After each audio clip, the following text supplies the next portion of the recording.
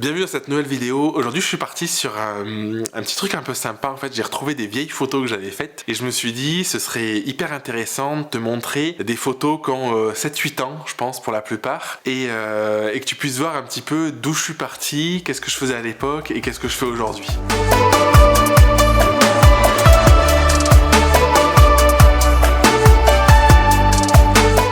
À te montrer des photos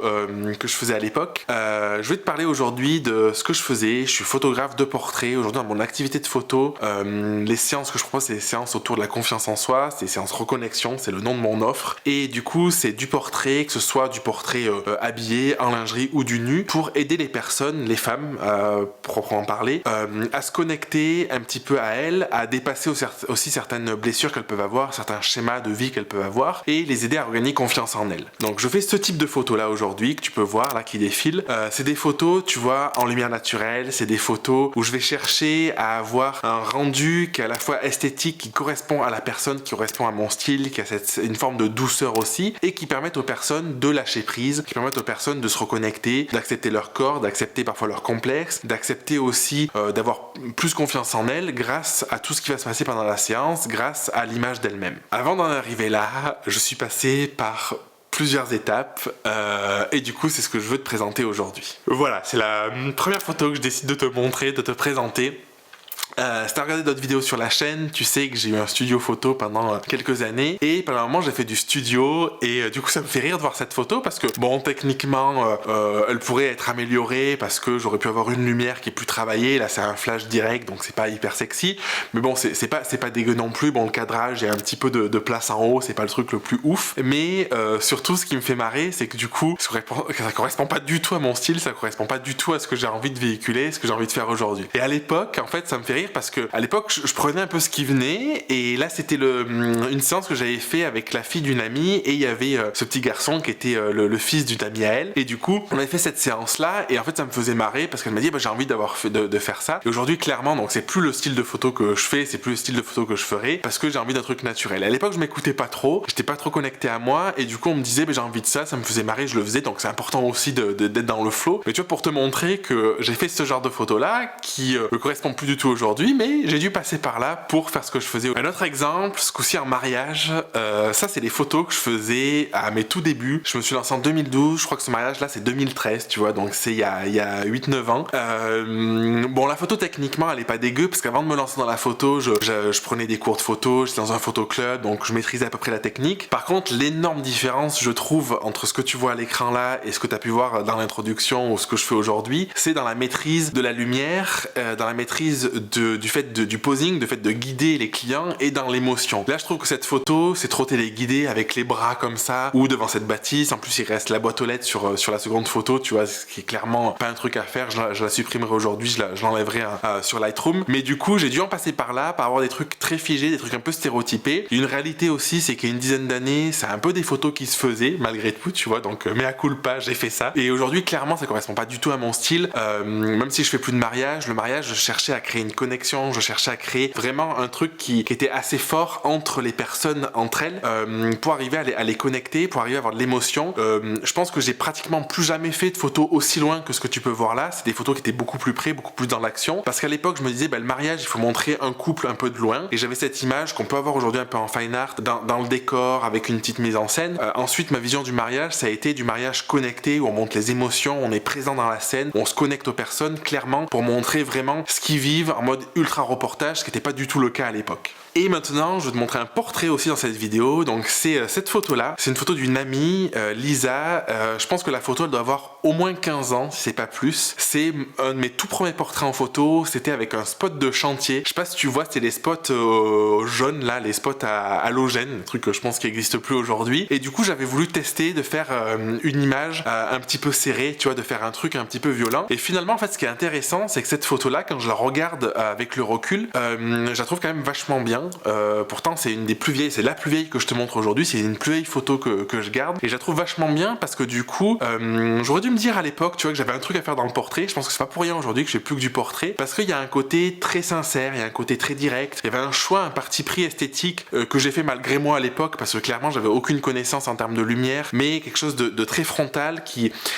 est à la fois un éclairage qui est dur, parce que du coup il provoque des ombres qui sont très fortes, mais en même temps du coup vu comment Lisa est positionnée, c'est pas trop gênant.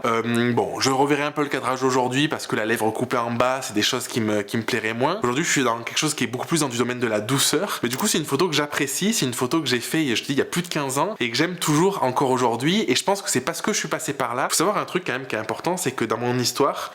j'ai commencé par le portrait, j'ai commencé en faisant ce type de photos là en portrait, je vendais ça à personne, c'est vraiment pour mon pur kiff, mon pur plaisir, et quand je me suis lancé, je me suis dit je peux pas vivre en faisant ce genre de photos, et c'est pour ça que j'ai fait du studio, ce que tu as pu avoir avant, que j'ai fait du mariage, que j'ai fait des séances couple famille,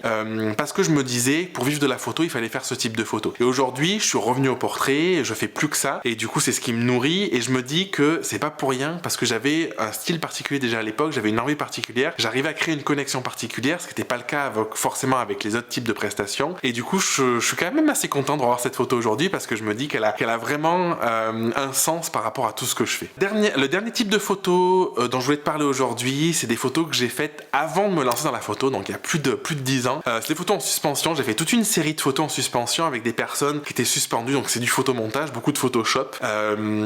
pour cacher justement le tabouret ou les éléments qui permettaient à la personne d'être dans le vide, ou pour assembler des parties du corps, donc à des endroits différents, dans la nature la plupart du temps. Et du coup pourquoi je te montre ça? Parce que c'est des photos que je faisais juste pour le pur plaisir, avant de me lancer dans la photo, avant de me dire j'ai envie d'en faire mon métier à l'époque. Et si j'ai signé mes premiers mariages, c'est grâce à ces photos là. C'est parce qu'il y a des mariés qui ont vu ces photos, je communiquais sur Facebook à l'époque, qui m'ont dit ah c'est trop bien, si t'arrives à faire ça, ça nous plaît, on a envie d'y aller. Et je pense que c'est le symbole finalement, avec le recul, en théorisant un petit peu ce que j'ai pu faire avec les années, de l'aspect créatif qui m'a jamais perdu. C'est-à-dire que j'ai toujours eu envie d'intégrer un aspect un peu sensoriel, un peu créatif, de la douceur, et ces photos-là, elles représentent ce côté-là de pas faire de la photo pour faire de la photo, mais essayer de comprendre les personnes, de faire des photos qui leur correspondent, d'aller me connecter aussi à elles pour avoir des photos qui ont pas forcément, c'est pas des photos forcément que j'ai vendues, d'ailleurs je les ai pas vendues, c'est pas des photos que je pourrais vendre aujourd'hui, en quoique, pourquoi pas, mais en tout cas c'est des photos qui dans mon style m'ont aidé, ont été une étape importante pour développer ce que je fais aujourd'hui, notamment en portrait. Et du coup je voulais vraiment te montrer ces photos là parce que je pense que c'est important sur ces anciennes photos de par où je suis passé pour en arriver où je suis aujourd'hui. Pour terminer cette vidéo, en guise de conclusion, j'aimerais te faire un petit bilan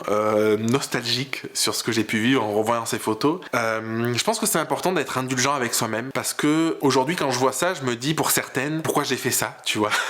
Ça correspond pas à mon style, ça correspond pas à ce que j'ai envie de véhiculer, ça correspond pas à ce que j'ai envie de montrer, à ce que j'ai envie de vendre. Mais l'indulgence c'est important parce que c'est de se dire qu'il a fallu passer par là, et c'est parce que j'ai eu un studio photo que j'ai développé aussi des techniques de vente en studio qui m'ont permis après de vendre des mariages et de faire ce que j'avais vraiment envie de faire. Il faut en passer par là pour progresser. Et souvent on est dans une posture où on se dit, on est hyper exigeant envers soi-même, on se dit je vais aller avoir tel résultat, et on oublie que pour avoir ce résultat là il faut passer par tout un tas de phases qui sont hyper importantes, des phases d'apprentissage ou des phases de persévérance parfois, qui nous permettent d'aller à un point A à un point B. Et le problème c'est que si on passe pas par ces phases et qu'on se dit on veut la perfection parce qu'on est hyper exigeant et qu'on vise que ça, la perfection elle est que liée non pas à ce qu'on est capable de faire à l'instant T, à ce qui est juste pour nous, parce qu'en fait aujourd'hui si tu prends ton appareil, tu vas faire des photos, tes photos quelles qu'elles soient, tu peux pas faire mieux, parce que si tu pouvais faire mieux en fait tu aurais fait mieux dès le départ. Et du coup on est tiraillé parfois par une perfection parce qu'on va se comparer sur les réseaux sociaux, on va se comparer avec des photographes qui ont 10, 15, 20 ans d'expérience, et on se dit je suis pas capable de faire ça parce qu'on n'a pas la technique, parce qu'on n'est pas assez formé, parce que pour toutes ces raisons, et du coup on va pas aller vers où on doit aller. Et du coup en revoyant ces photos je me dis même si je les apprécie globalement, il n'y a pas de photos je me dis c'est répugnant, et voilà, quand je me suis lancé j'étais déjà pas mauvais techniquement, mais en tout cas j'ai eu une phase d'apprentissage, une phase de progression où je me suis formé aussi beaucoup en workshop, dans des formations en ligne, tout ça, où j'ai pu passer d'un truc qui correspondait pas vraiment à ce que j'avais envie de faire en réalité, je pense au fond de moi, mais ce que j'étais capable de faire à l'époque, à ce que je fais aujourd'hui qui me correspond beaucoup plus. Et peut-être que si ma chaîne existe dans 10 ans, il faudra le coup que je fasse une review dans 10 ans des photos que je fais aujourd'hui, parce que peut-être que ça aura rien à voir, ou peut-être que j'aurai encore plus affiné. Et je pense que j'avais déjà entendu, je sais plus qui c'est qui disait ça, quelqu'un qui disait c'est facile d'arriver à 80% de résultats concluants. Par contre les 20% restants, pour arriver de 80 à 100% de satisfaction et d'être pleinement dans sa zone de génie, d'être pleinement dans les photos qu'on kiffe faire, et de faire des photos vraiment d'un niveau exceptionnel, c'est le travail d'une vie. Et c'est un peu ça finalement. D'arriver à avoir des photos qui sont correctes, ça peut se faire. D'arriver à aller vers des photos qui nous correspondent pleinement, totalement, qui représentent vraiment qui on est et juste qu'on va kiffer, du coup c'est le travail d'une vie. Je te remercie d'avoir suivi cette vidéo jusqu'ici. Si tu as envie de m'aider, tu peux la partager à quelqu'un qui a envie d'un peu de nostalgie. Tu peux la commenter si tu as besoin, la liker, et sinon je te dis à la semaine prochaine pour une prochaine vidéo.